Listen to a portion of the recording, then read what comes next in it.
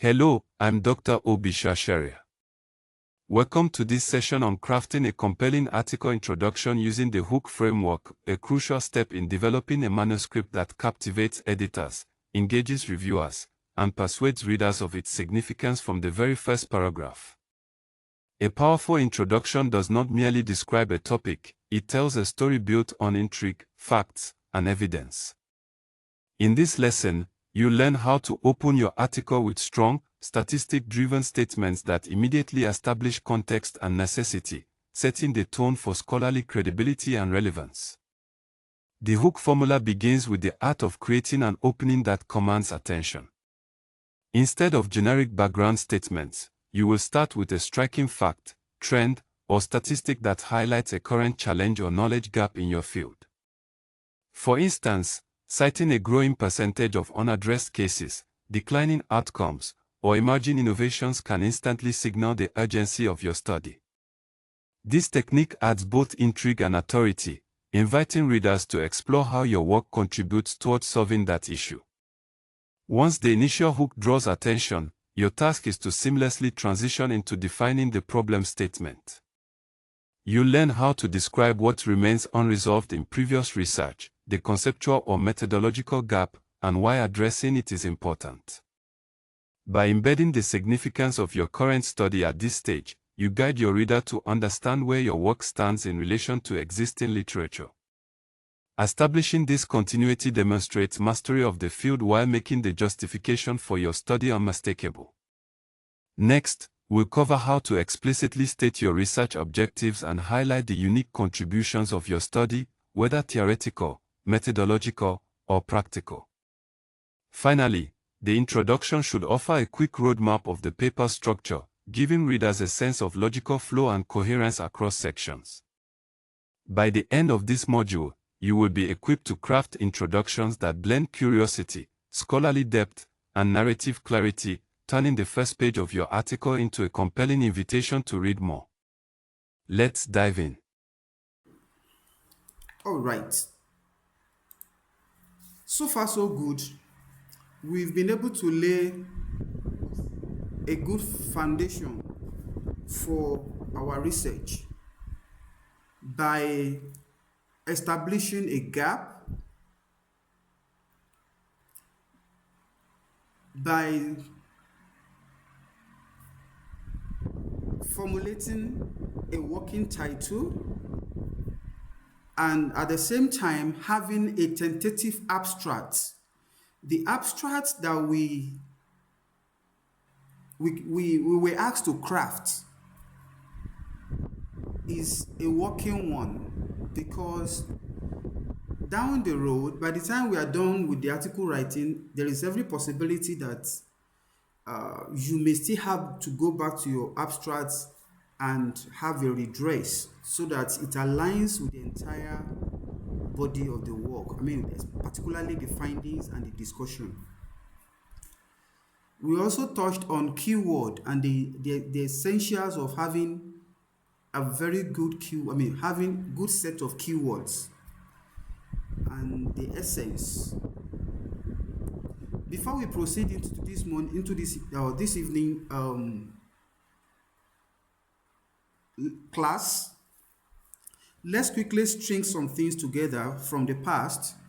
Then that will give us an idea. That will give us a smooth sail. A transition, a good transition into today's class.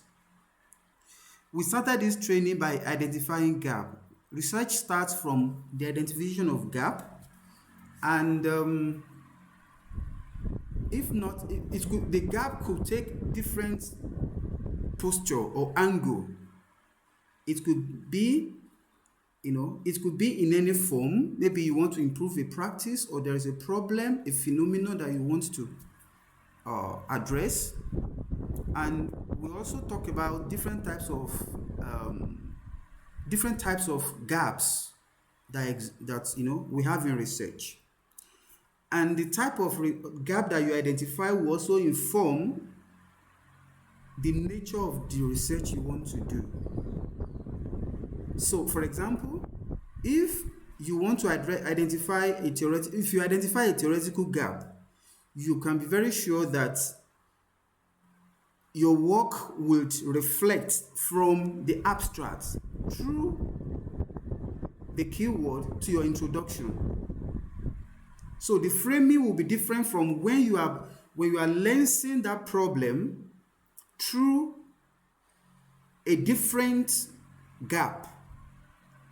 We want to look at it maybe not from a theoretical perspective now, you want to look at it from an empirical perspective. And the type of empirical approach that you want to use will also dictate how the abstract is framed, and also the introduction and all through the study. So now we want to look at how do we start the introduction. How do we start the introduction? Okay, a piece of announcement before we continue. One of the things we believe is that you should identify a journal of your choice before you start writing, or you can do that before you start writing. You can as well finish your write-up before you start looking for a journal. If you select a journal before you start writing, it enables you to pattern your work. You would have been used to their style, their template, and what they expect. We are going to be looking at that, briefly this evening. There are a few slides that speak to that. That, the style, the convention of a journal may inform the way you write. Nevertheless, the style for writing introduction is relatively the same across board. You can have lengthy introduction, you can have a shorter introduction based on the dictates of a journal. And the other thing is, you can, if you're an experienced writer or researcher, you can write your article. You can say, okay, I want to write a manuscript based on APA. If you are using APA, if you are using Vancouver, so you can use that style to write. That is still talking about the referencing style you want to use. You can choose that before you start writing. Knowing fully well that people who are in medical science, they know that in most cases their write-ups are always in most cases in Vancouver. They use Vancouver referencing style. So you can write an article using that style from the scratch. And now you will know that in my feed, this is the type of references that is expected. Then those in social sciences, they go for APA and other feeds and on and on and on and on and on. So if you want to write that way, you can as well go by that, way of writing. That is, writing, bearing in mind that any journal I'm submitting to will take this type of referencing. It is not only about referencing, it is also about the style of writing that each journal expects. Even this introduction that we want to discuss this evening, we are going to discuss it universally, across disciplines, but at the same time, we will be bringing in things that are peculiar, that are necessary to be pointed out, the structure that it should take, in every discipline, before we get into details of each of the discipline, and we'll see examples and see how different sessions strings together. So on Saturday, let me open the mic for 1 minute. On Saturday, we are going to open the database for searching for journal of your choice. We're going to open it. The mic is open for everyone now. So I want us to have an agreement. Many of us who are a bit tech savvy, or who are informed about resource use when it comes to website hosts, we will understand that if people are plugged into a website, different people, okay, I think this will explain. If you observe very well, some of us who are in Nigeria, if there was a time that people were trying to log into the JAMB website, and it got to a point because of the rush, the resources got exhausted, and the website crashed, and they have to they have to resuscitate the site again. So for two reasons, prevention of abuse and resource management, we are going to open the journal aspect where you can search for free journal on Saturday. We will open it from the hour of 12 o'clock Nigerian time or West African time. If you're outside Nigeria, please do the conversion. We are going to open it to everyone from the hour of, let's put it 10 o'clock Nigerian time. Or maybe 12 will be fine, because people may have one house call or one engagement in the morning. But I think from 12 o'clock in the afternoon till 5 o'clock, you have the opportunity to search and bring out, and check journals that you think you want to work with. You have that. Open it between 12 o'clock and 5 o'clock. And by then, we believe no matter what anyone wants to do, we will have achieved, you can only publish in one journal at a time. So even if you eventually get 10 journals, maybe for your subsequent use, that will still be fine. I think that would be a fair deal. Do we agree to that? We are 33 now, and I think we form a quorum in this training. That's great. All right. The timing is not favorable on my own side, though, because I have a church conference on Saturday from 10 till evening. Okay. I don't know how you can help me personally. Can I make a suggestion, sir? Sir, go ahead. Okay, I want to thank you for the privilege. And thank you, sir. What I would like to suggest, if it's okay, it's my suggestion, that why can't you make it discipline by discipline? That one will reduce rush. For example, you can, I don't know how many, like, you can say, okay, every social sciences, science, have this day, and that one will limit the rush. Okay. So, I don't know. Yeah. Thank you so much. Maybe according to discipline. Thank you so much, sir. The point that what will happen in that case is that we are going to be having the time allotted to that will be so extensive, meaning that if we are done with this discipline, we go to another discipline. It's going to give us a lot of, it's going to be time consuming on our side. So I think what we can do is this. Maybe we'll agree to come to the class early on Saturday and do your search before the class. Perhaps we should make it between the hour of maybe 5 o'clock till 10 o'clock in the evening, West African time. Is that fine?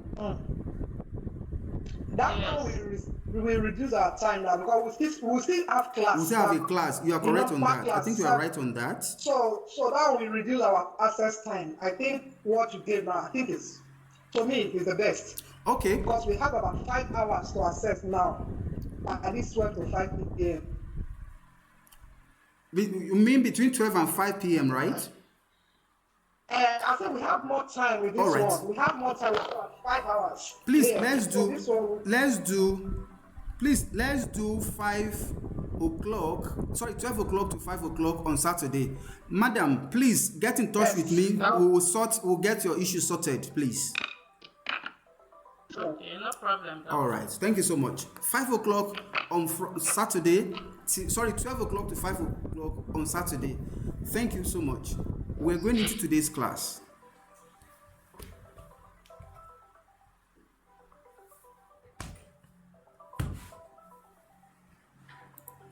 Please take care of the system and.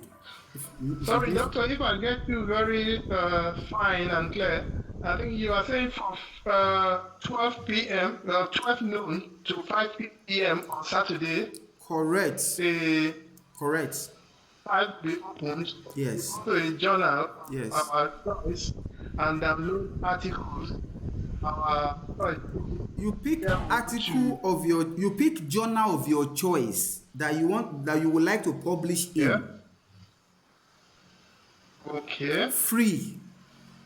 Please let me reiterate it again. The essence of the exercise on Saturday is for us to access journals of our choice where we want to publish and pattern our writing after their dictates. That is why we want to do that. So that as you are writing, you are also you go there and download articles that have been published, so that will inform you on how they write on that in that journal, and that will enable you to, that will inform your Okay. writing. I hope that is clear. Clear. All right, thank you. Clear. Thank you so much. Clear. All right. So I would mute everyone now as we continue the training. So right before us this evening is the topic on how to write a compelling introduction and synthesize literature. The introduction of your article is very, very important.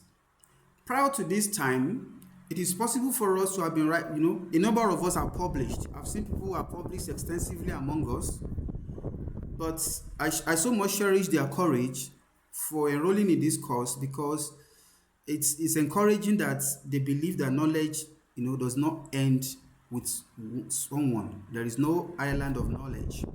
So what we want to share this evening might inform your writing also going forward. When people write, many times we write, without taking cognizance of what is expected in our writing. Different sessions. Like I said in our last class, the reason why we're in this call is for us to understand how to write scientifically. There are things that editors and reviewers are looking for once they pick your article or your manuscript. They make up their mind within 30 seconds. And if you fail to fulfill that requirement of presenting to them what you want within that 30 seconds, the chance of desk rejection is high. Desk rejection means right on the desk, the moment you send the article and it lands on the table of the editor, his decision is within 30 seconds.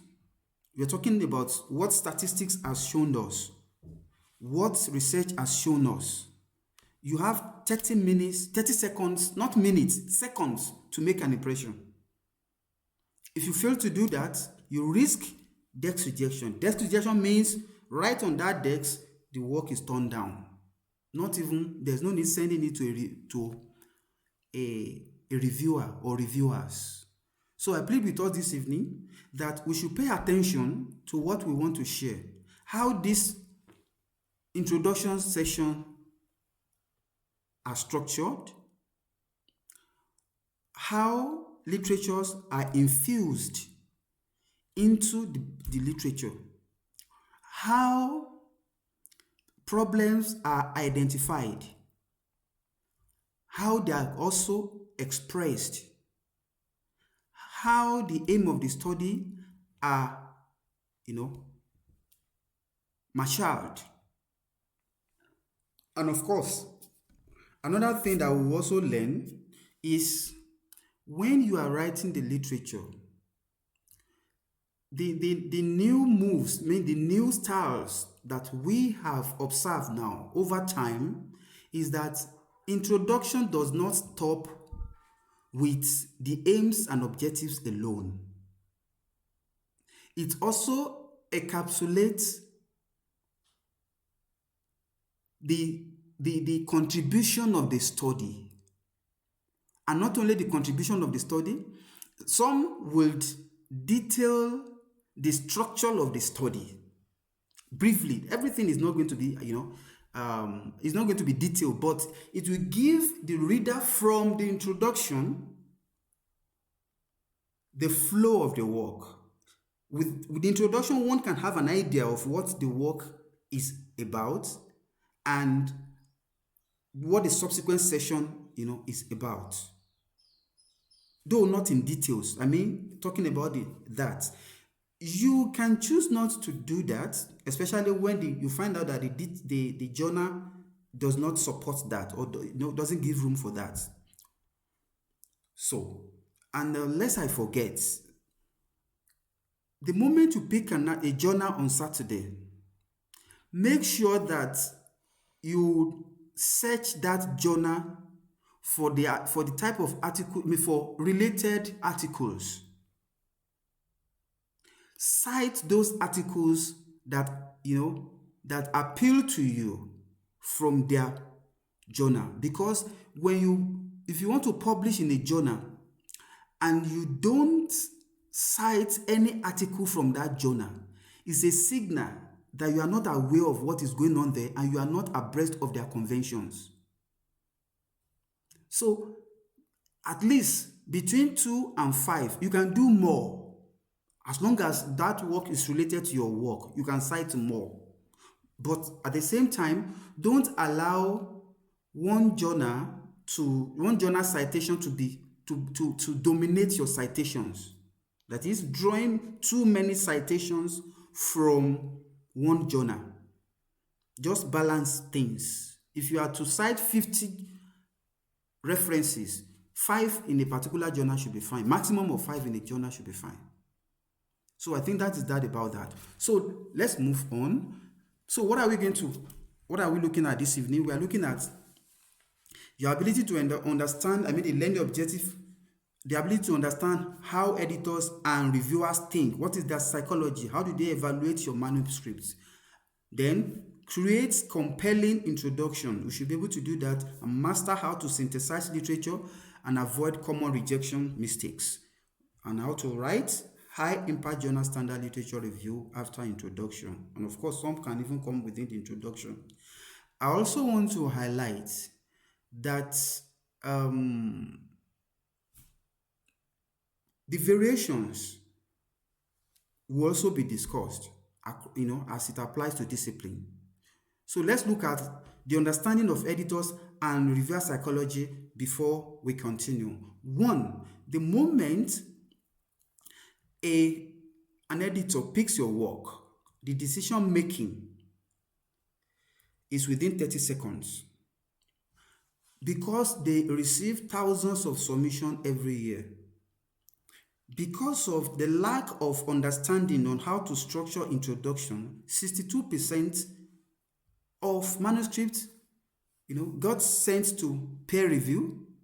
That is after, if 100 drops, 62% have a chance of being sent for peer review, while 38% of them will be rejected right there and then. So, after the 30 seconds impression, if you make it through the 30 seconds impression, first impression, then they can spend, I'm talking about editors now, spend an average of 5 to 10 minutes to do the initial screening of your work. Then they can now decide, okay, are we sending it to a reviewer or we're sending it to the editorial board? If they are not so sure, they don't want to reject it, but they are not sure if it's worth sending to reviewer, within 5-10 minutes, they will decide on that. So if it's killed the first 30 seconds, then they send it to the reviewer or editorial board for further review. So what are they looking for? They want to see clear research question. They want to see the problem. You remember in our free class, we talk about what, why, then, what editorial board for further review. So, what are they looking for? They want to see clear research question. They want to see the problem. You remember in our free class, we talk about what, why, then what does it meaning that what exactly are you talking about? Why is it important? What is the significance? What is, please, somebody is saying you can't see anything. Is my screen not clear to you? Yeah. So please, if you can hear me, give us a thumb. All right, thank you so much. So it is important for you to, it is important for you to mature the research. Okay, thank you. To mature the research question or the statement of problem or problem statement, whichever. Then the contribution to the field should be distinct. All right, then professional presentation and formatting, which is what we are also keen about. The work should be professionally formatted and presented. And there must be evidence via literature. Of course, the reason why we are doing what we just announced is that by Saturday, you should be able to have journals that you can align your study with. Very, very important. Appropriate scope for the journal. If you write beautifully well, but for the wrong journal, they will reject it, no matter how beautiful and how sound the work is. So, please, let's bear this in mind. These are the things that editors will look for when they pick your manuscript. 30 seconds rule. They make up their mind. They just scan through and make up their mind. And let your research question be clear. Let the problem you want to solve and its significance be obvious. Let the contribution be obvious. Then do a professional presentation and format the work very well. You see, people, in the area of formatting, we'll still get there maybe towards the end of this training. If you have the best manuscript and it is poorly formatted, it can earn you desk rejection. For instance, if you use even just any referencing style and you don't comply with the etiquette of that referencing style, even though your work has the content, the structure, it has what's the right word now? The content is there. It has substance. If your work has substance and you can't, on the platform of reference, do a good job, they may reject it. If you are using APA, for example, and the author's name, if you are citing 2-3 authors, and you don't arrange their names alphabetically in a particular, under a particular citation, it's an issue. Your keywords, some journals expect your keyword under the abstract, they should follow each other or one another alphabetically. Then, while citing, you have to cite exactly the way it should be cited based on the dictate of that particular journal. Of that particular referencing style. And when you get to the reference at the back, there are conventions you need to follow. So that is that. So reviewers, their psychology is quite plain. Reviewers are not being paid. They are volunteers. So they have limited time. And that's why you see that in some journals, when you submit an article to them, it may take up to a year before they come back to you. Some 6 months, some 8 months, some 9 months before they turn around, because they are up there. They want the best. They want the opinion of the best reviewers in that field. So once they submit to them, and you can be sure those who are the best in any field, they are extremely busy. Now you are handing over to you handing manuscripts to them to review. Meanwhile, they have a lot of work to attend to, and those works they are the one they are being paid for. They pay less attention to the work they are not being paid for. They have limited time. So the moment they maybe you submitted an article in January and they now have the time, maybe they're on holiday Even not on holiday, maybe the editor has been disturbing them over and over, reminding them, Prof, please, are you done with this review? Because they follow them up. And the moment they pick it up, maybe out of prayer, even if not out of prayer, they have limited time to review the work. And you have to do an extraordinary work for you to make, just like the editors, to make the first impression within the short period. Who is this? Who is saying he cannot see or he cannot hear? Please check your device or you restart your device. Our screen is clear here. We have another screen that we're using to monitor. So please, as much as possible, do everything possible to write from the point of view of a reviewer, meaning that they don't have enough time to go through your work and start looking at it one after the other before they can make sense of it. Let the first impression make that good impression that within their limited time they are able to say yes to your work. So they seek clarity. They want a work that is novel, and of course a work that has methodological rigor.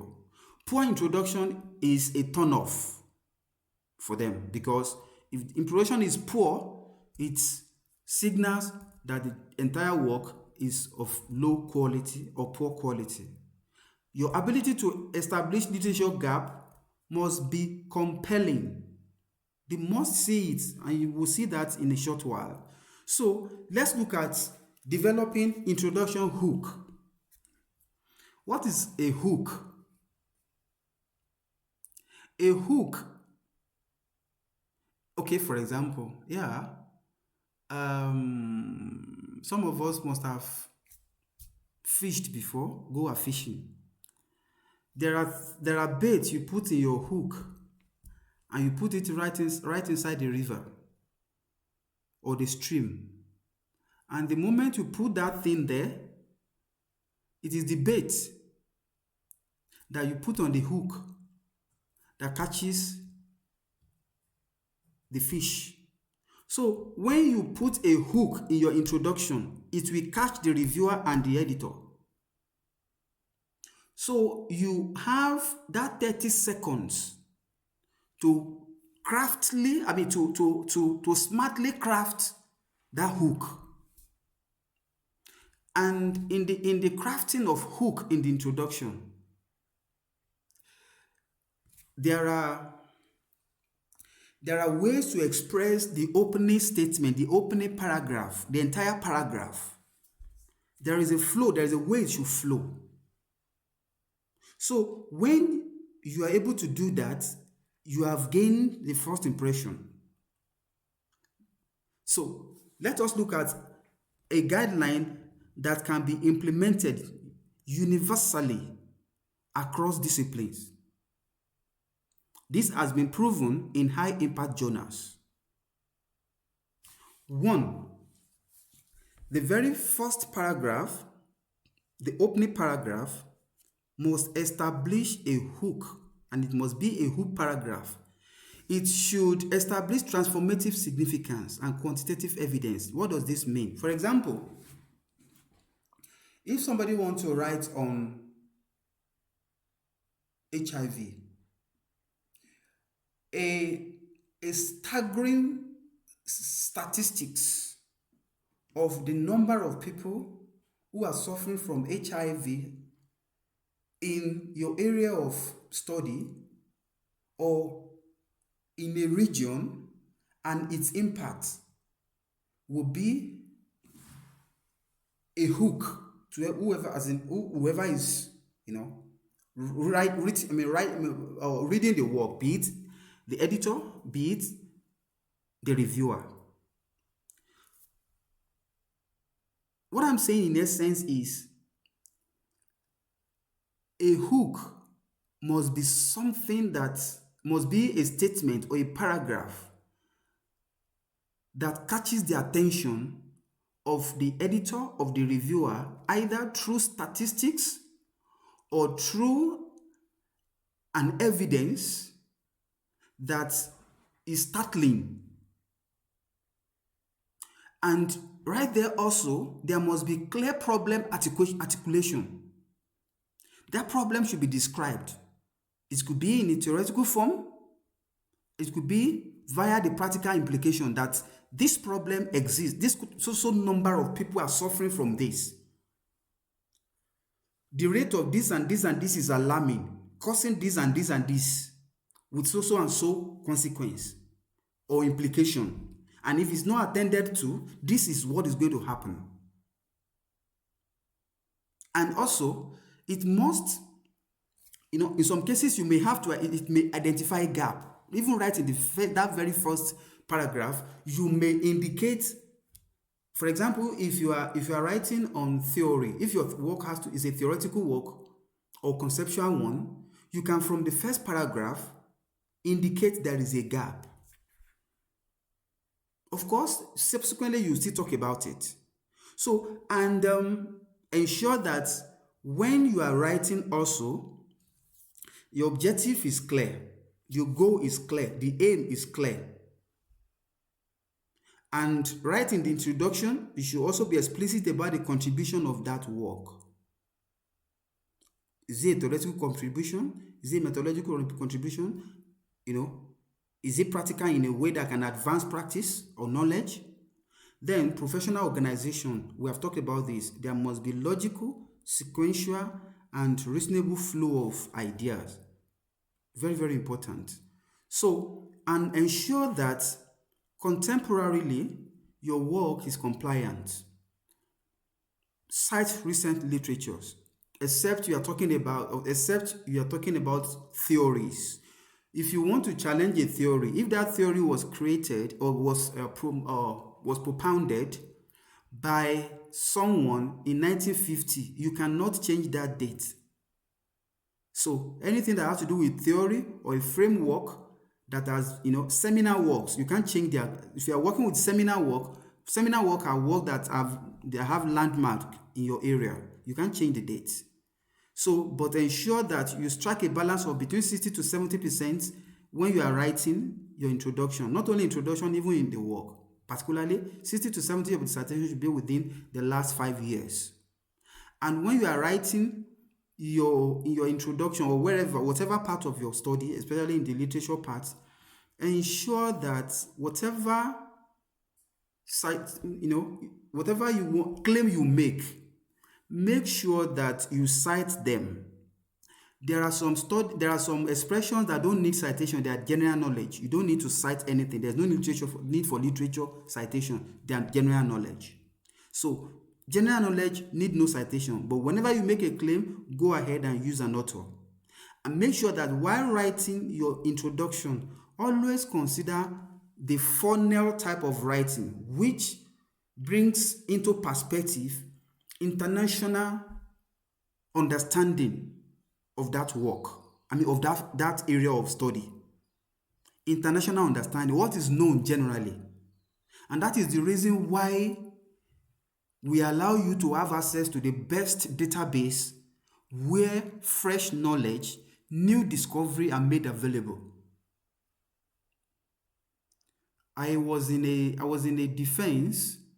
master defense many years ago, and one professor asked the person defending that she's a woman, she went through the candidate's work and found out that most of the citations are foreign authors. Now, why? Does that mean that there is no local author who has worked in that area, or no sufficient authors who have worked in that area? Of course, as at that time, one would believe that she's making a very good point. Of course, to a very good extent, we can say she's still making a good point. I'm not saying what she said is wrong, but in the light of what we are discussing this evening, you are now, remember, that individual the candidate was writing for the school to pass a degree. But in this case, that rule is not applicable because you are writing for international audience. So your study must have international perspective. Instead of you quoting local authors in the introduction part, mix local authors with more of international authors or authorities in that field who have spoken to what you are talking about. That tells them that you know what you are saying. As a matter of fact, in every field, you remember in academia, the higher you go, the narrower your focus tend to be when you are talking from specialization point of view now. So the people that are specialists in a particular area of specialization, they are few. So people easily know them. If you don't quote them, if you don't cite them when you are writing in their domain, it may be an issue. I'm just encouraging us. I'm not saying that is a penalty for that, but get to know the best people in your area where you are researching. Next, cross-disciplinary connection. Cross-disciplinary connection. Ensure that if need be, where appropriate, integrate views from other disciplines. Very, very important. So let us look at examples of a hook from business and management perspective. Please let me check if you can hear me. Just a minute. Please, the mic is on. Can you hear me?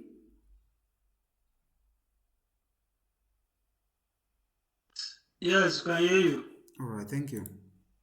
Can hear you, Yes, brother. doctor, Can I I can hear hear you. All right, thank you. So right before us, we have a hook. And what is the hook? If you read from the beginning, it says digital transformation has fundamentally, okay, let's say this study is looking at platform ecosystem as meta organizations, redefining competitive advantage in digital markets. Okay? What the work wants to look at is before now,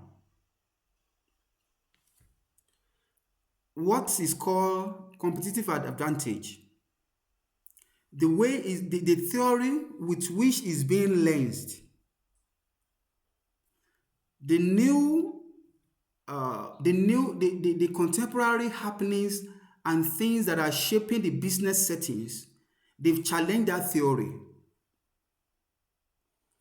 For example, if there is an innovation like Uber and Airbnb, you will find out that theory that supports previous practices of real estate, they will struggle in the first place to as a society, and the framework that is established will struggle to assimilate such innovation, which was really what often happened in most cases. So now, this theory, this form of what is it called now? This form of perspective need to be challenged. So when you look at what we have on the screen right now, it says digital transformation has a fundamental reshaped competitive landscape through platform ecosystem orchestration, with recent evidence demonstrating that successful firms develop meta organization capabilities that extend beyond traditional resource-based advantage. What does that mean? It's simply telling us that previously, resource-based advantage, traditional resource-based advantage, is looking at the mental capability, the human resource capability of an organization, people that they have. For example, if somebody is into real estate before now, and that person has been doing the real estate thing traditionally, agents, people come to our office, they come to the office, they do the booking, they do all kinds of things, and how smart the people, the human resource in that office are, is what they use to benchmark competitive advantage. But now, Airbnb is coming on board, whereby you don't need to go to anybody's office before you book an apartment.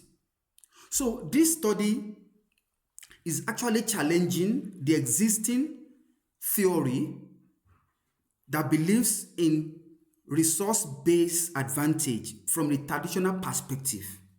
So now it goes further to say, while strategic management research has extensively examined firm-level capability, that is, the capability that each firm has based on human resource and their talents, the emergence of platform ecosystem as meta-organization presents unique challenge that existing theoretical framework inadequately address, particularly regarding governance mechanism that dominates complementary innovation across organizational boundaries.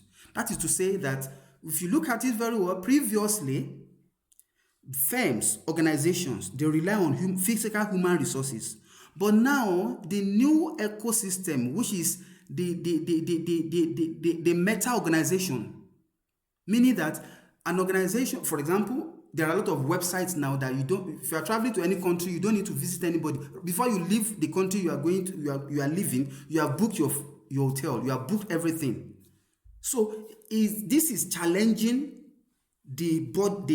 what I'm explaining now can be adopted across every discipline. It's not all about business and management alone. If we can make inference from what I'm explaining, there are theories in your field that has held, that are sustained for a very long time. But if you look closely at that theory, the evolution of events might have challenged that. So if you see the way this individual, this hook is being crafted, is crafted in a way that, if somebody reads, you will lean forward and want to read more. So this is very, very important. So the last sentence or statement there say platform leaders such as Uber, Airbnb, and emerging sharing economy ventures have demonstrated that sustainable competitive advantage increasingly stems from orchestrating complex multi-sided markets rather than controlling discrete resources. Meaning that that companies such as Airbnb, Uber, Bolt, just name them, they now emphasize the fact that competitive advantage is not all about having human resources in your office alone, physically present, but you should consider a multi-sided market whereby there are diversity, people can use different means, different platforms to still drive the same industry. That is the point we are making. So that is a hook. And of course, these are few studies. What I intend doing is, if all things being equal, we can share with us some of these studies so that we can go and look at it and see how they crafted their hook that made them to be published. So let's go ahead. The next one is natural science. When you look at this topic, it says cascading climate tipping points, Earth system interaction beyond individual component analysis. Okay? Now, you see, the way this first paragraph is also crafted also shows that it is crafted in a way that makes it a hook. For example, it says, global climate indicators have reached unprecedented level in 2024. That is a hook. What we are discussing, we may be looking at this from one area of discipline to the other. But I plead with you that don't think we are only doing this for natural science at this very minute.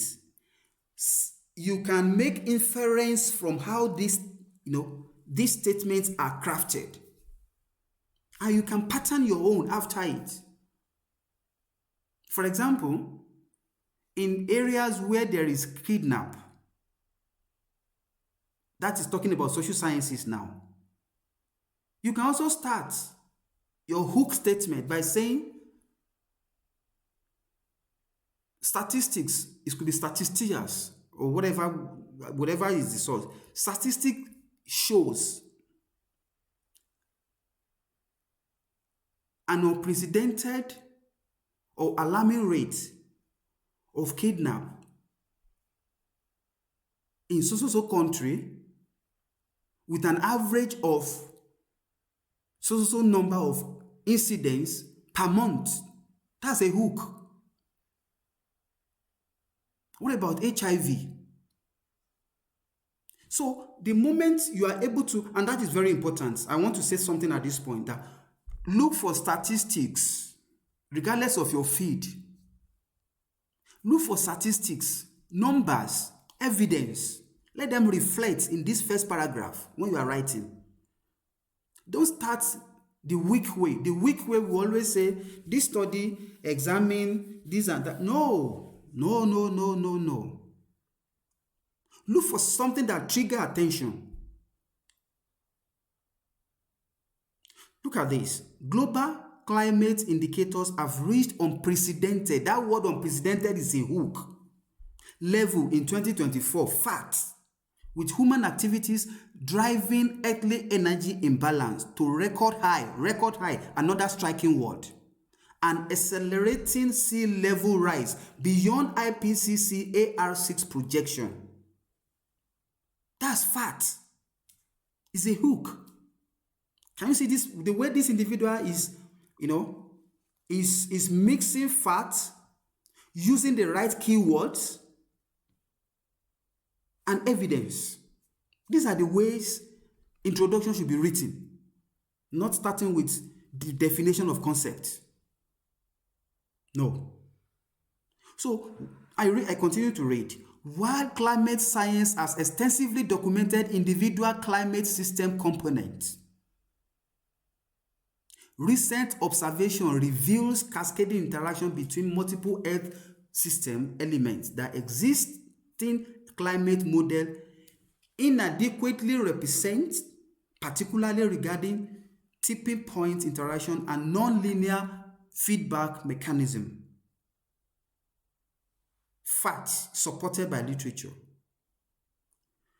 Contemporary evidence indicates, you can see now, bringing in contemporary evidence, meaning that what I am discussing is still a recent issue.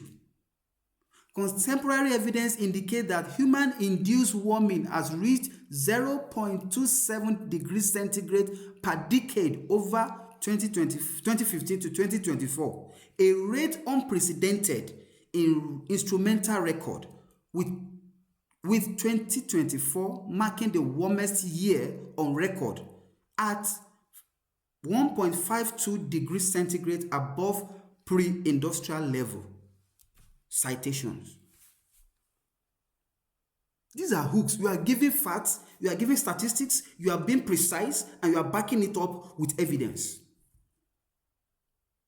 And you can see the way it's being structured. It is not, you can see the way, there are two ways to make citations. The first one is to say, according to source. You are not saying according to anything. You are the one marshalling the point. Your voice is distinct. You are supporting those with whatever you said with evidence. These are hooks. These are things people want to listen to. You are making landmark remarks. You are backing it up with evidence, with precision, with facts. Very important. We have some sample studies. Let's move forward. In engineering, this study is talking about quantum error correlation between the surface code threshold, hardware implementation breakthrough. Now, when you look at this study, the way is also being crafted, the title is being crafted. I'm sorry, the introduction, which is the hook, is being crafted. It says, quantum error corrections has achieved a critical milestone with demonstrations below the surface code threshold, marking a decisive step forward for tolerant quantum computation. Citation. Now, that is like stating what is known, but it's coming up with a hook saying, while theoretical frameworks for quantum error correction have been well established, Recent hardware implementation reveals unique challenges in maintaining logical qubit coherence that exhibit protocols inadequately addressed, particularly regarding the integration of real-time decoding systems with physical quantum processors. Let's go to the last statement. Contemporary advances in distributed quantum computing have demonstrated unprecedented capabilities in connecting multiple quantum processing units across optical networks. Yet, scalability limitation remains a fundamental bottleneck for practical quantum advantage. A fact, a claim backed up with literature. So, you see, I don't know if you are following how how these statements are being coined and how one leads to the other. If you observe from what we have done so far, you will see that a statement will be made that could be factual or statistically informed, and the next statement will be, while this is known or happening, this is also missing, or contemporary issues has invalidated the previous view or the previous theoretical framework that is in place. So if you are able to do this in a paragraph, you are good to go. These are sample studies. Then another field is health and life sciences. This study is looking at precision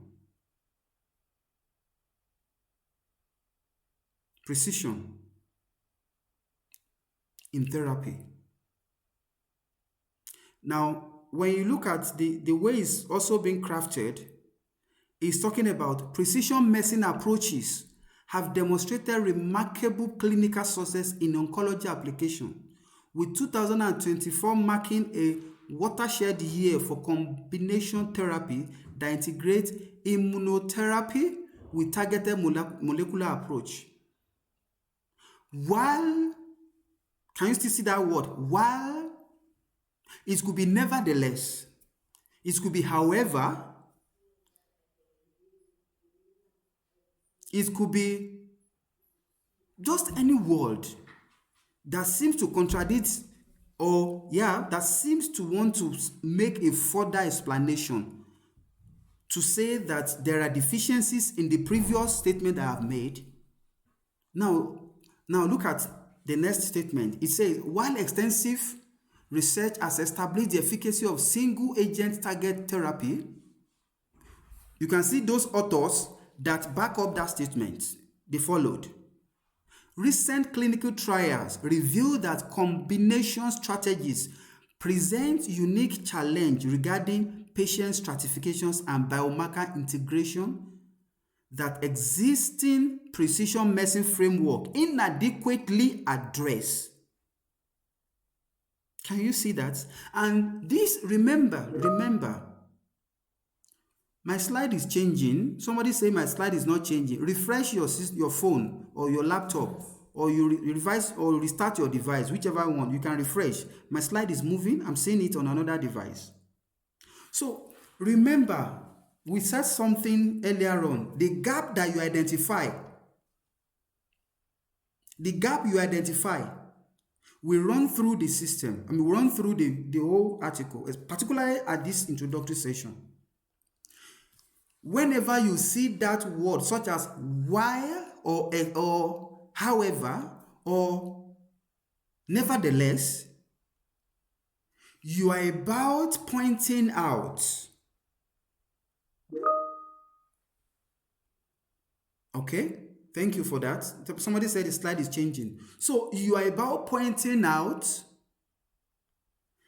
what is wrong with the previous approach, and you're about filling it as a technically indicating the importance of your own work, which is the gap you want to fill. So this individual now says I take it again from while. It said, while extensive research has established the efficacy of single-agent target therapy, recent clinical trials reveal that combination strategies present unique challenge regarding patient stratification and biomarkers integration that existing precision medicine frameworks inadequately address. Can you see punching the previous approach and framework? Punching it and showing the gap. So what happened next? The integration of genomics profiling with real-world clinical outcome has demonstrated significant improvements in patient survival across multiple cancer types, yet implementation barrier remains substantial for healthcare systems lacking comprehensive molecular diagnostic infrastructures. That is what this individual wants to push. A combination of immunotherapy other than a single agent targeted therapy. That's what the individual wants to project. So now you can see the way they leverage on facts and existing knowledge to make a remarkable statement through which they puncture the previous approach or highlight a gap and now bring on board the necessity of the current study. This is the best way to write a hook. Okay? Now, these are sample studies that one can look at to emulate or model. In social sciences, this study is talking about racialized organizations and structural inequalities, institutional mechanism of exclusion. Okay, let's look at how it's also crafted. Contemporary American society has witnessed unprecedented, can you see that word? Contemporary American society has witnessed unprecedented, can you see that word again? I beg of you, as many of us that have access to the phrase bank that I made available to everyone, go and study it. They will help you. There are a lot of, okay, right, I found it. I want to reshare a screen. I want to share a screen. Is this up? Okay.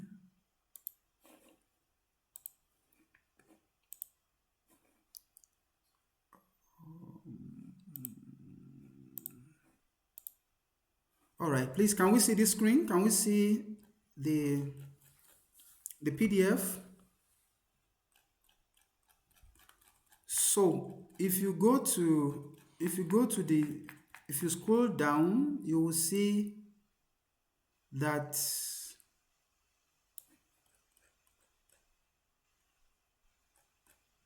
just a minute.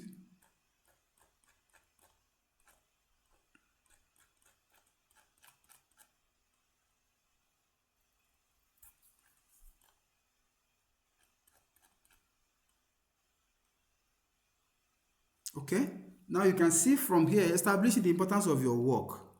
Come to this place, look for the keywords, the way phrases are established or are being used from time to time, get acquainted with it. If you internalize them, you can see what is right in front of me now. Right here, this person says, this line reads, in the recent year, research have shown an increased interest in, if that is the way you want to express it and it aligns with your work, recently, a considerable literature has grown up around the theme. In the past 30 years, have seen increasingly rapid advances in the field of, for more than a century, scientists have been interested in the existence of, these are hook phrases that you can make use of. Very, very important. So go through this. There are a lot of them that you can make use of. So by the time you do that, you can come to, now you want to establish the importance of the topic. You can make use of what you have here. So see how those words are stringed together, as they string them together to form an holistic introduction that will flow, that each statement means something distinct, not something repetitive. No. Each statement must carry a distinct message from one to the other. Let's look at what we have on the screen. It says contemporary American society has witnessed unprecedented challenges to democratic institutions and social cohesion, with recent sociological research revealing systematic patterns in how racialized organization perpetuates structural inequalities across multiple institutional domains. It's so catchy to say, okay, it is so unprecedented that organizations that are racial oriented, they are perpetrating racism to the extent that it's bringing about inequalities in the society. And we're in a democratic society where this should not, be obtainable. But it's happening. So that statement is an eye-opener, is a hook. And it went further to say, while extensive research has documented individual level discrimination. Can you see that? Meaning that all along, all we know is about individual discrimination, that is, individual discriminates at individual level.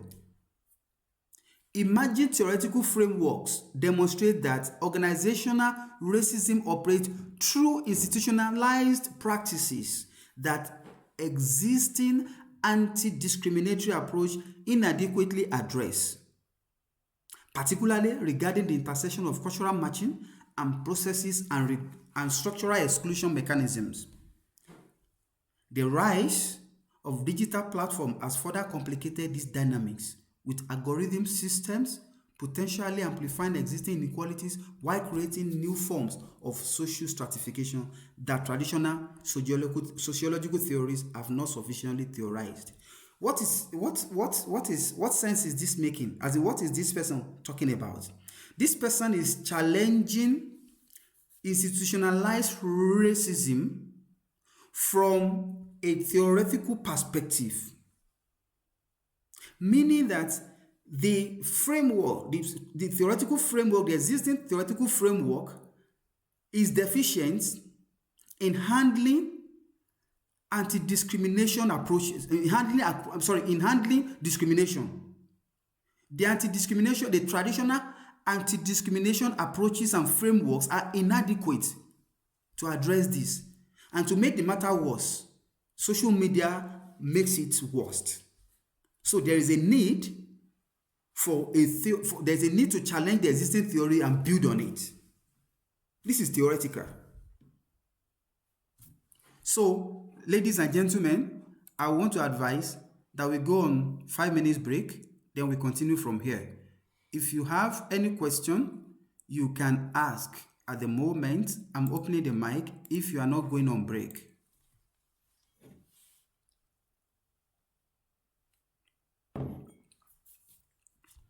Ayobami Ogini, your hand is up. Mary Francis, your hand is up.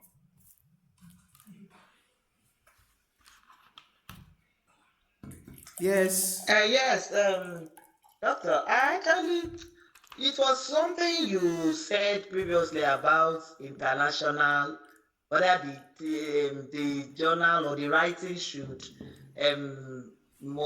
must have this international authors also.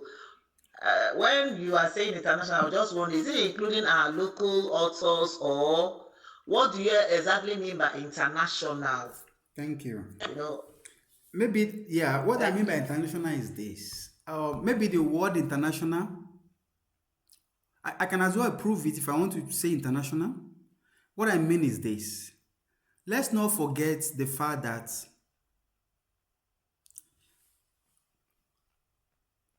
knowledge, as we know it, or as we have it in different fields today,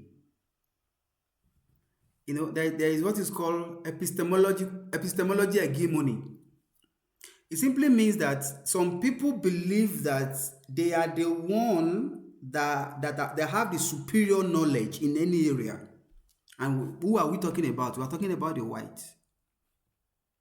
So now, in every feed, go and check every feed. Except you want to talk about Ifa, you want to talk about Ifa, or you want to talk about local, maybe local subjects, local based subjects that you don't have the white practicing it.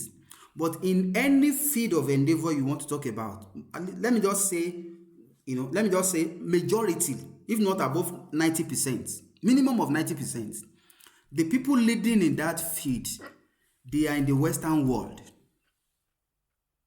So whatever it is that you want to write about, you will have seen people in that regard, that from that quarter, who have made a remark or have written a paper about it. But I will also say that if I say international, I may also be wrong. Maybe what I will have said, or another way of putting it is, authors who have published in the right quarters, in international quarters, where visibility, or let me put it this way, who are published in high impact journal. I think that is that describe it best. That is, they are playing, their leagues. They are playing with the big whips in their leagues. In their quarters. They have their voices there. So so when you want to look at it, I'm saying beware of citing authors that publish in backyard journals. The journal that you just give.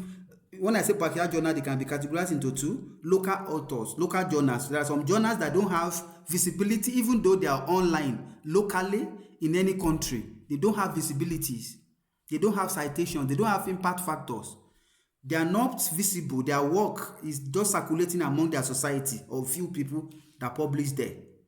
So when you are citing author from such journal, and the journals are not enlisted in credible database,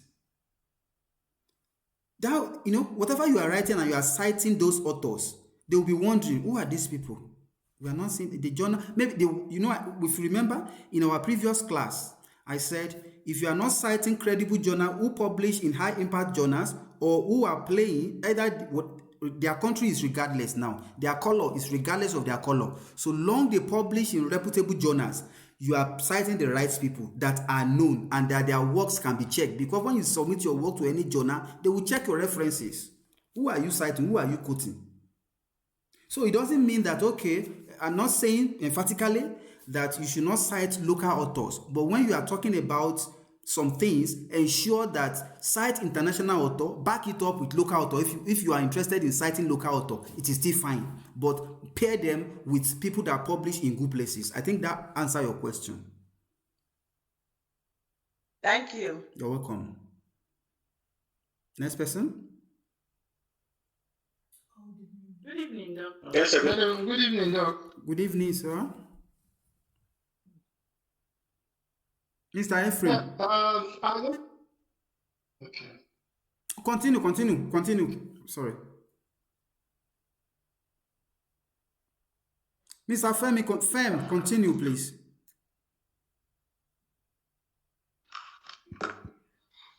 Yes, sir. Hello.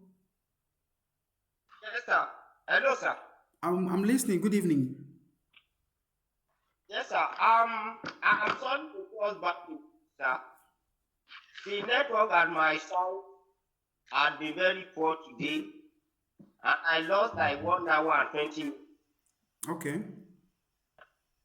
So I joined up quite long when we have.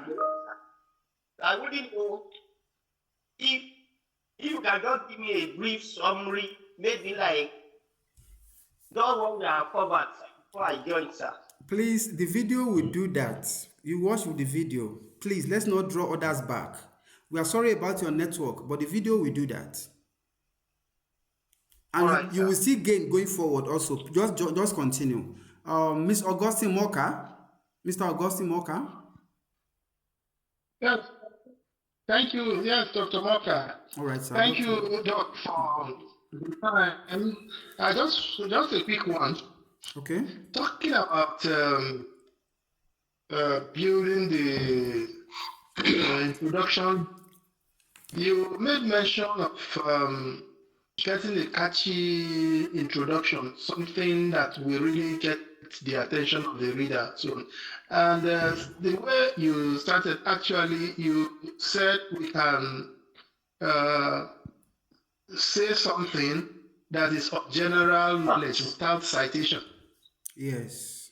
Yeah, something you can make a statement without citing, Yes. provided Yes. it is in general knowledge or something. Yes. So can we really, how do we separate it? Because I get sometimes, pissed off, well, I'll use the word, when you write and they say, are you writing from your head? Who are you putting? They want everything being cited.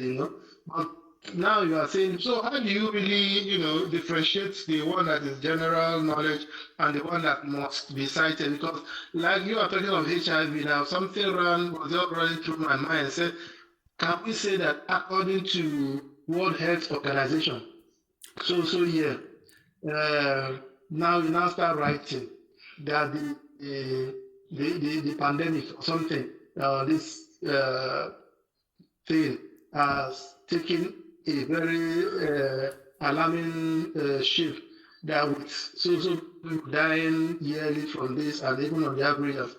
I want you to please throw more light on that. Thank you so much. Stating what is known is very clear. It's very stating a known knowledge, making making a statement that is generally known needs it needs no citation. But the moment you start making a claim, such as so number of people are victims or are patients of HIV at so place, or so number of people are under under treatment, or so number of people are placed on antiretroviral stuff, you must quote that. You are making a claim. But when we are making expressions such as HIV has become, HIV is so and so, those things can be general. But the moment you start making a claim, the claims are what you need to use citation for. That is what, that's what it means. Okay. Thank you, Doc. You're welcome, sir. You talked about, the second question is this. You said when we write, we start from what is known. When we make our introduction, what is known. Then we'll now move to what is missing. Yeah. What is missing? Yeah. That's the reason why we are even the gap. Yeah. That's the reason why we're working on the work. Then the last thing is that what do we end up with? We have not started with even the real gap. What we just did in this first paragraph is to make a statement to say that something catchy, a statement that draws attention, and you back it up with evidence. It could be that the statistics work perfectly well in this area. That is citing statistics. I want to everybody, regardless of your feed, World Bank has one or two things to do with what you go to World Bank website, type that thing you want to do. You will see statistics from it. If you don't want to go there, go to some. I think I will make out time if possible. I may also give us some databases where we can get statistics to back up whatever we are writing. Be it any feed, you can get statistics there to actually put a point that, okay, this thing is happening of this magnitude, and you can make a citation of that. That is a very good one, because those information, they are published by internationally acclaimed body or people that are even in charge of whatever it is that we are talking about at that point in time. So when somebody is reading your work, see that you are making a citation from internationally recognized organization or a multinational organization, they know you are making sense and you are telling the truth. Other than say so person in your school is doing that. That might not be too appealing than when you make a statement made or make a claim based on the findings of an internationally recognized organization or author. So please, can we suspend our questions till the end of the class? Please write it. I won't forget to answer your question. We'll give time for questions so that we can cover what we have for today. Thank you so much. All right. Thank you so much. Welcome, sir.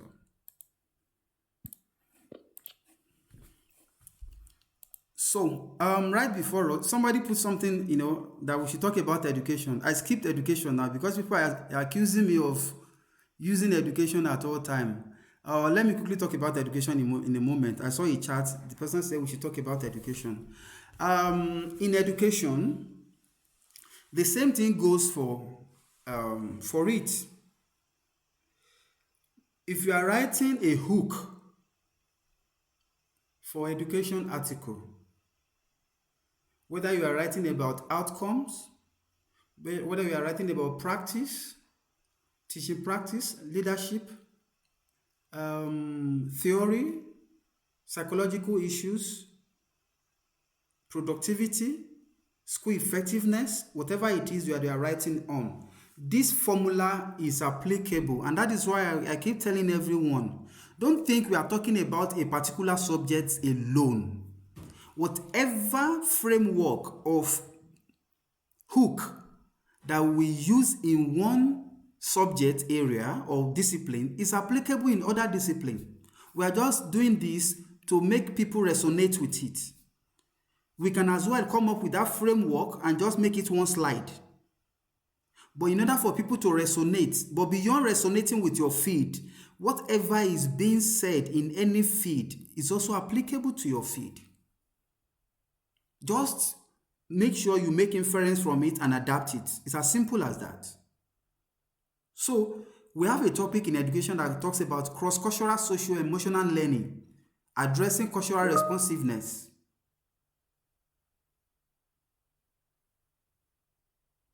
Somebody put in something on the please, we'll look at that question later. Cross-cultural socio-emotional learning, addressing cultural responsiveness in global educational context. That's the topic before us. Now look at the way this is crafted also. Educational psychology research has increasingly demonstrated, mark that word, as we have the other time, unprecedented. These are not just mere words, filling in the gap. No, they mean a lot. Demonstrated the critical importance of cultural responsiveness in socio-emotional learning intervention. Yet, look at that word. Yet, persistent gap remain in understanding how these competencies transfer across diverse educational contexts and population. Okay? What is this study trying to talk about? This study is trying to tell us that cross-cultural socio-emotional learning is very, very important. Meaning that, for instance, if somebody leaves Ghana and travels to the United States with a family, one of the first things they will have to do is to assimilate the culture over there. The people they have gone to meet, particularly in the school, their children, if not only in the school, students alone, the parents also, they will have to go through a bit of cultural adaptation.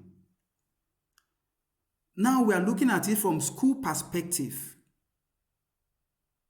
So how can an individual, how can they assimilate a new culture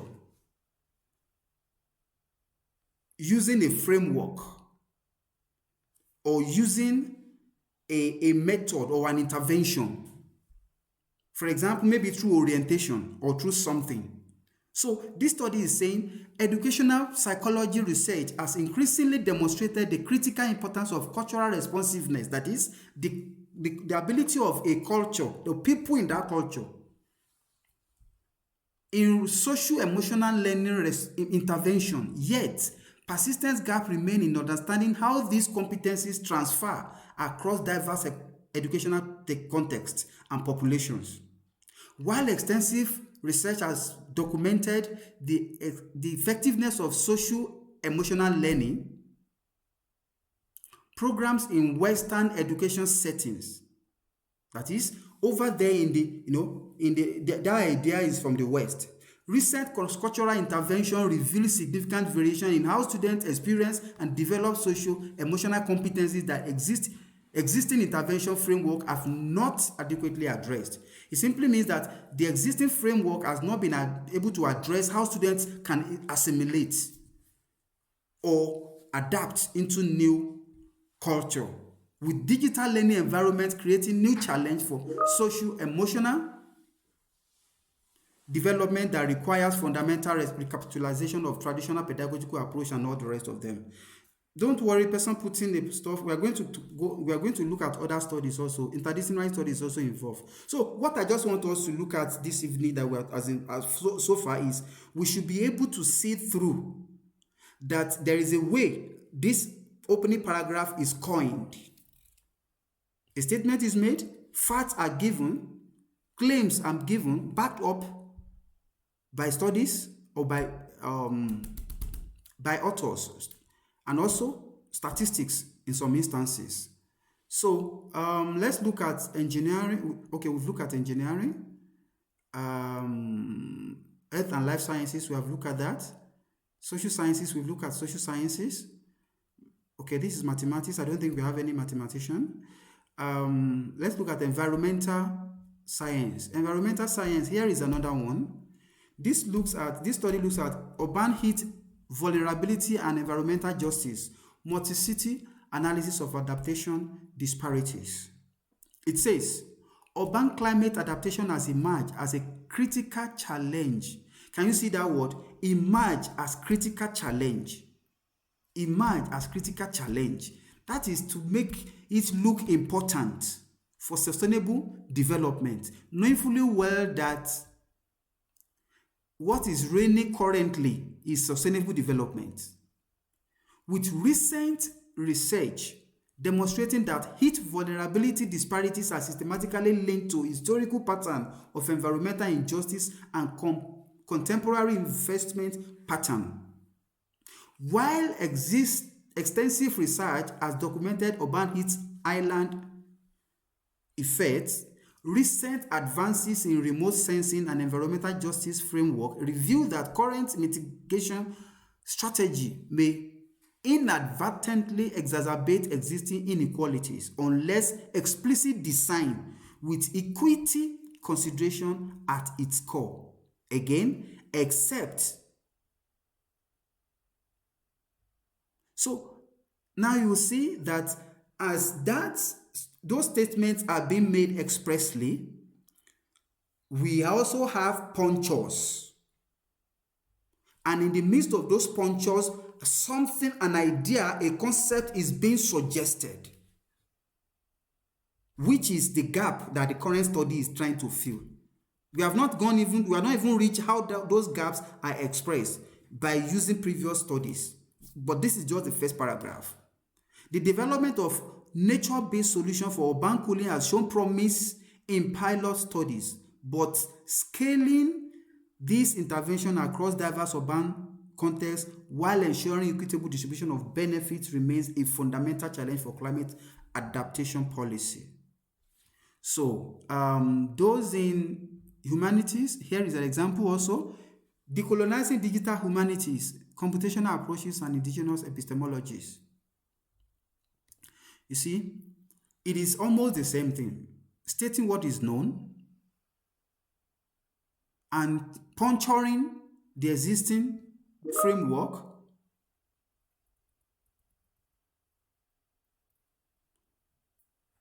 What is this person's question? Let me see what the person is talking about. Somebody is...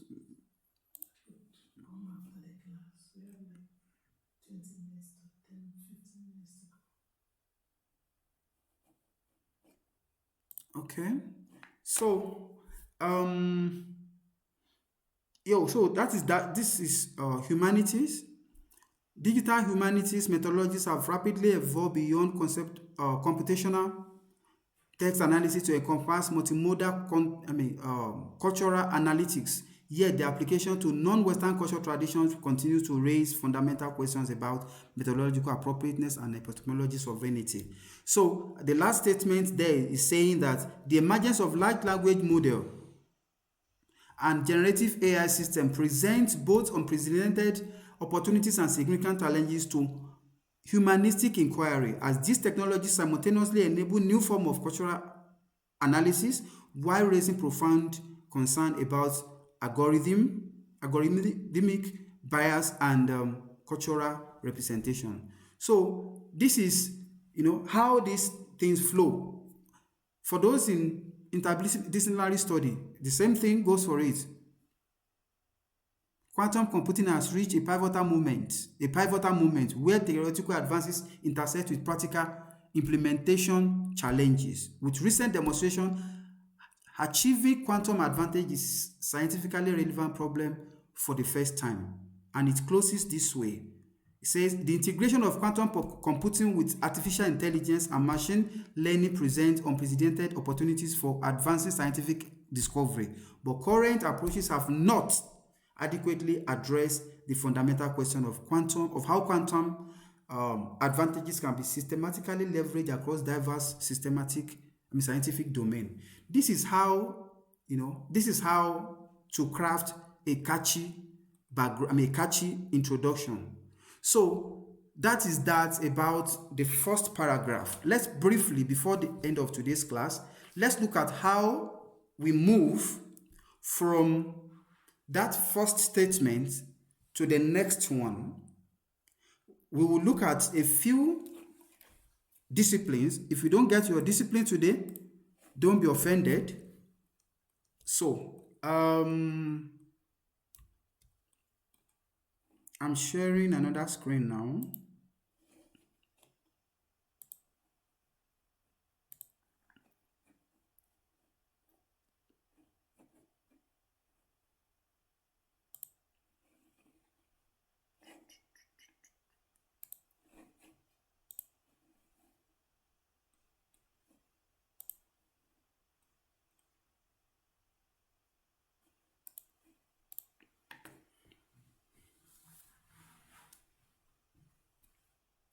All right, please, can you see my screen?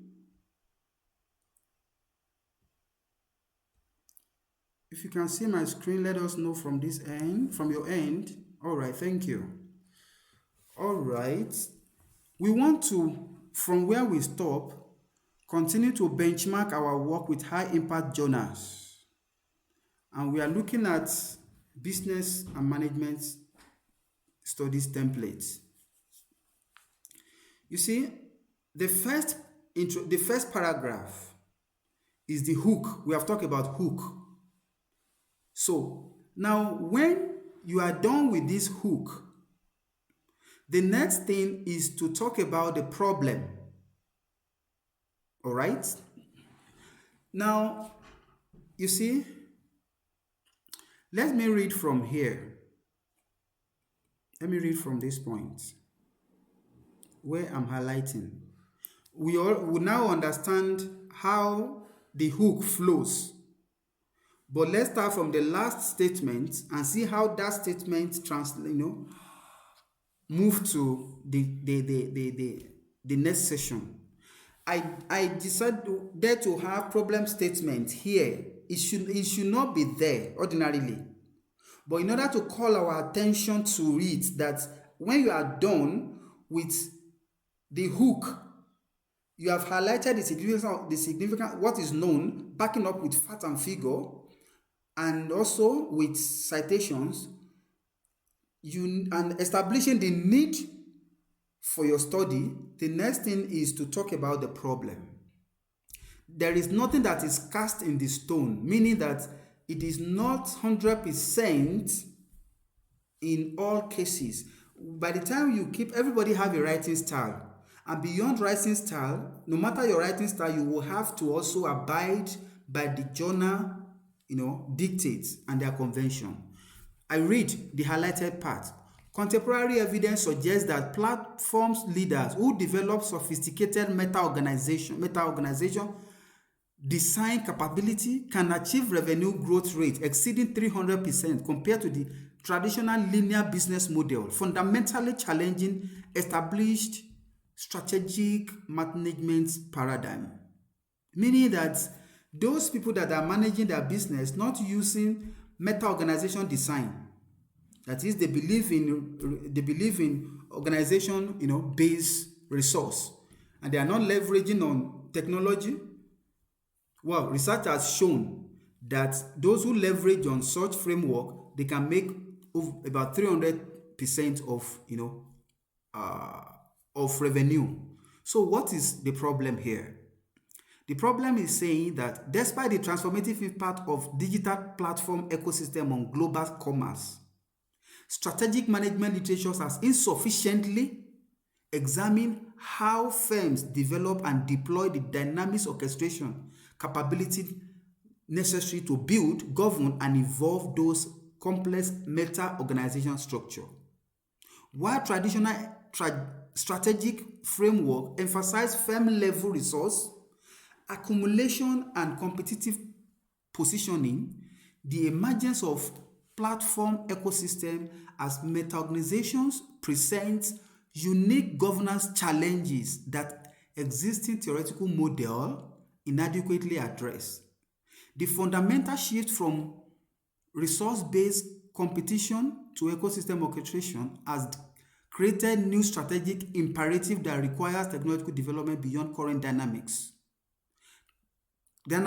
capability framework, particularly regarding how firms coordinate complementary innovation across multiple organization boundaries while maintaining competitive differentiation. Now, this problem of statement clearly identify what is wrong. That is, despite the transformative impact of digital platform, literature, there is an insufficient literature that examine how organization can deploy these platforms, how to build them, how to govern them, how to integrate into the existing structures. So it is very important for us that the moment you leave the hook, talk about the problem, and also in the problem also indicate the imperative of the current study. And when you move from there, you will see that the next thing is gap in previous study. This is where those information that we were asked to gather into the Excel sheet. When we talk about, the first one is to identify gap in the assignment one, and the second one is for you to gather related studies. This is where those related studies will be useful. By the time you state that problem, you have to tell us what has been done previously in that area and what did they do and what did they find out. Then you puncture what they have done by highlighting the gaps in those studies. Look at how this portion starts, this paragraph. It says, current strategic management research has approached platform competition primarily through single firm lenses, failing to adequately theorize the meta-organizational structure of platform ecosystem and the distinctive capability required for effective ecosystem orchestration. Now, let me just make something clear so that it doesn't be as we're just reading and we're just making that this is not relating to you and you cannot make sense of it. If you want to establish a gap, first of all, give an overview of that gap in a statement. Introduce that session, and that is what this part does. This part I've just highlighted. Let there be an introduction of that part that you want to talk about. Now, okay, while this is known up till now, so is what has been found out. Okay, while this is the current knowledge, or the current knowledge, give us this understanding. For instance, so this person carry out this study and found this. And that is what the subsequent part is about telling us. Early work on, I'm highlighting now, early work on dynamics capabilities focus predominantly on internal organization processes, while subsequent research examine digital capability. Now, from those work that you have gone to extract from Excel, that is in your Excel right now, this is where you will now start using them, saying, you remember, I said the focus of those work, extract it, is going to be useful here. So you can see now that, can you see that this work is talking about focus predominantly, meaning that you can now say that one of those works or some of the works that you have extracted, which is in your Excel now, you can now use them and say previous works focus predominantly, or previous studies have shown, whichever way you want to express it, you cite the authors.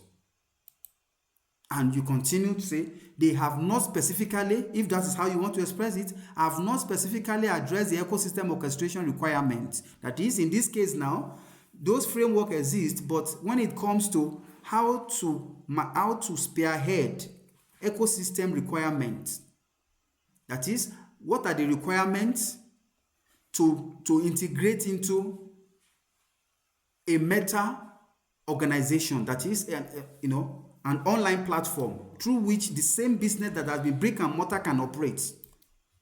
Recent studies have begun exploring platform governance mechanism, yet the contribution remains largely descriptive rather than developing comprehensive theoretical framework that explain how meta organization design choice influence competitive outcomes. So now, if you look at the way this is crafted, it says recent studies have begun exploring platform governance mechanism, and these studies were cited. This study was cited. It simply means that these two studies, they have to do with platform governance mechanism. They've talked about platform governance mechanism. That is, how is platforms such as Uber, platforms such as, all those platforms where you can, do the renting. For example, before you can book a flight, you may have to go to the physical, to the physical office of the company who are flight agents. We have a lot of flight agents who don't even have office. But now you sit in the comfort of your home and you book. How are these platforms governed? What are the framework? This is what this area is talking about. So, and in the light of that, it means that these two studies have talked about how these platforms are being governed. It says recent studies have begun exploring platform governance mechanism, yet this contribution remains largely descriptive rather than developing comprehensive framework. So this is how these things are woven together. And when you are done with that, in the last paragraph, the last part of the paragraph is going to be, that will be, speak about the study that is about, the deficiencies in the previous studies, which will now necessitate the objective of the current study. So let me read from further. It says, furthermore, existing literature has not systematically examined how traditional strategy concepts such as competitive advantage, value creation, and strategic positioning apply within meta-organization context, where value emerges from network effects rather than firm-specific resources. So now it moves from that is the puncturing of the previous studies, now moving to the new study, which is what you are conducting currently, that states this study addressed these theoretical gaps by developing a framework, a comprehensive framework for understanding how digital platform firms build sustainable effective advantage through meta-organization design and dynamic orchestration capability. All right, specifically this research theoretically, because you see now the way, if you remember what we said earlier on, we said that your objective and what you want to do must be distinct and all that. Can you see now, specifically, is about, right from this point now, is about stating the objective of this study, that is what this study did. The objectives. It started by saying theoretically explicates, that's the first one. The second one is develop. If you remember when we're talking about objectives, action word starts your objective. So though they did not say objective, they did not say research question, they didn't say hypothesis, but you can see that what they intended to do are distinctively clear. Empirically examine, demonstrate how, and they ended with contribution to the study, which is a theoretical significance and contribution, on and on and on and on. So I'm going to share this with us, share this statement with us, so that individual can pick, you can pick from your own area of study, you can pick what resonates with you. This environmental studies. This is for art and humanities. You can see from hook to problem, from problem to gap. So yeah, gap in previous studies, from gap in previous studies to current objectives. And you see, from and on, and even the contribution. You may see some studies that don't have contribution. It doesn't mean that it is not correct. You can, in fact, it's even more reasonable. You can see the contribution. For example, in this one now, you see, this research advanced digital humanity theory by providing the first comprehensive framework for decolonial computational cultural analysis that centers indigenous perspectives and epistemology, and all that, and on and on and on and on and on. And how the article flow and structure. So it makes it easy when people are reading your work that they know the organization, how does it flow. It may not be as extensive as you have it here, but just indicate, let them have an inkling. It shows that you are organized and you know the sequence, the flow of how a scientific writing should be. Very, very important. So we have it for all studies. This is interdisciplinary study. This is for, I'm trying to just make us see this business and management, the alternative focus to the previous one we have. Look at this, for example, look at this hook. The title is Sustainable Business Model Innovation. Economic, social, and governance integration and stakeholders capitalism in post-pandemic markets. It says, the COVID-19 pandemic fundamentally transformed stakeholders' expectation regarding corporate responsibility, with 84% of global investors now requiring ESG integration as a prerequisite for investment decision, representing 340% increase from pre-pandemic level, with a citation. Those are hooks. You are giving facts, you are giving statistics, and you are backing it up with literature. So the problem is stated. I'm not saying you should, I just decided to have these subheadings for better understanding, to make us understand that when you are reading another literature, you know what to look for. You know what the problem is.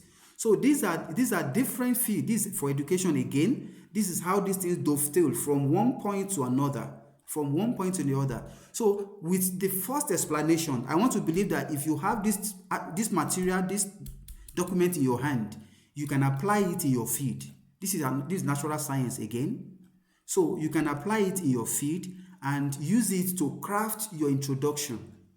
It will help a lot. This engineering and technology is a whole lot of documents, about 41 pages of a 41-page document that you can, this life science and health science. So I'm going to open the mic for question because our 2 hours is up right now. If you have any question based on our today's class, please, the floor is yours, colleagues. I'm opening the mic.